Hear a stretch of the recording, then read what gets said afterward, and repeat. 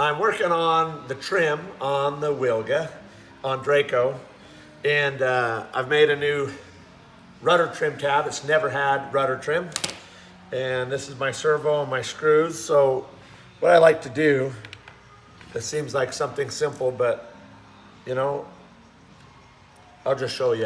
A lot of people may or may not do it, but I like to weigh the assembly. So I got most of everything, 184 grams. This is my new rudder trim tab.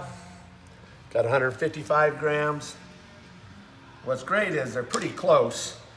And so this is gonna go at the top back of the rudder, right above the light. And then I'm gonna run this trim servo way up in the front on the over center side so that I can balance the two out. And I can quickly do some really basic grade school math, and I can figure out where the pivot moment is to make sure that I keep that rudder balanced. So this is fixed, has to be at the back of the rudder, but this location is variable. I can put it wherever I want on the other side of the hinge joint of the rudder to make sure that the rudder stays balanced forward and aft of the pivot. So what's great is I'm really happy to see I got a little more weight on the trim side because I don't quite have as much length and I won't need as much length to balance it. Now, I do that this way because sometimes I see people put them both in the tail section of the rudder and it works fine. But what that does mean is you have to add a lot more weight of lead to the front side to keep it balanced. So if you have the ability to do this and put the trim servo on the other side, now I'm balancing these two masses, and then I'll do fine tuning of the balance, which will be just a few grams to firm up that rudder balance. But if I had this and this on the back side, I would have to add both of these weights and put even more than that on the front. So, I mean, we're talking, I'd have 350 grams of extra weight on the aircraft for no reason other than not pre-checking the weights and locating them to help balance the weight.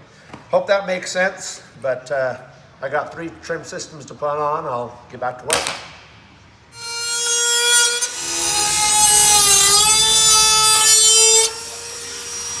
This fluid here, making my push rods for my trim tab servos.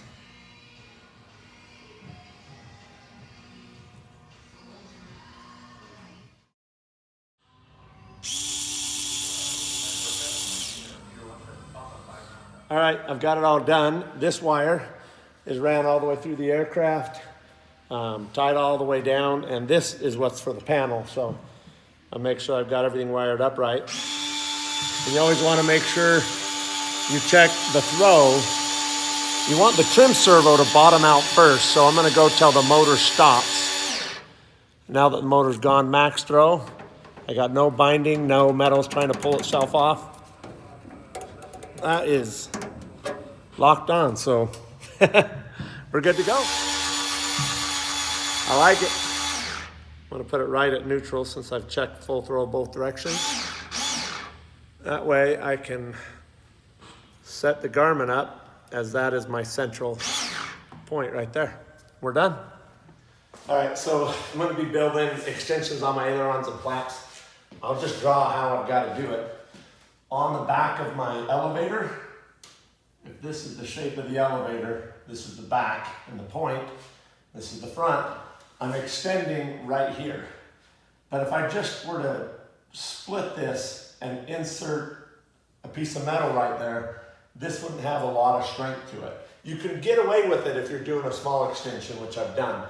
But if you want to go larger, I'm going to split this open like this. Open it up, and I'm exaggerating it, but I'm gonna put a small bent C-channel inside, open the fins up, and then I'm gonna insert the extension between the layers. So the surface skin is here, this surface skin is here, and then I'll rivet here and rivet here. So that this piece of aluminum I add is 0.025 thick. It's extremely thin. If it were a single piece in here, it'd bend, it'd be all over the place.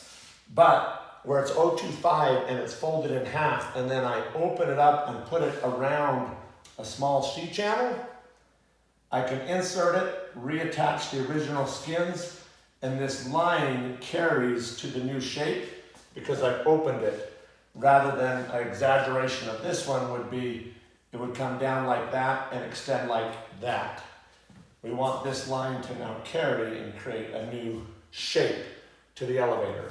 You can do this, like I said, it's just not, you're not as able to go as long. So I'm gonna get to work on that. I'll show what it looks like when we're done. We got this all opened up. Gonna extend my rudder.